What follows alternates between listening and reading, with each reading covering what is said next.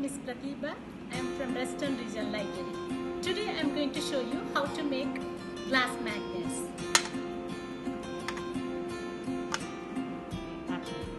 Materials needed to make these glass magnets: glass gem, magnets, Mod Podge, and any designs. You can use old magazines, upcycle the magazine. Here I'm upcycling the magazine by cutting the design based on the shape and size of the glass gem.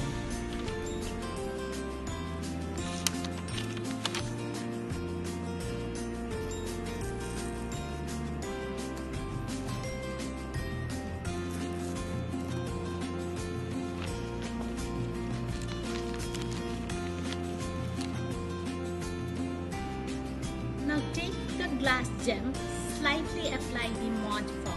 Next step, take a design.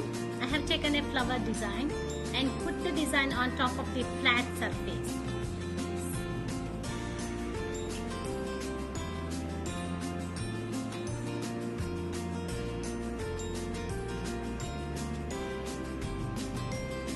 The last step will be adding the sticky magnet to the glass gems. Just attach that one like this.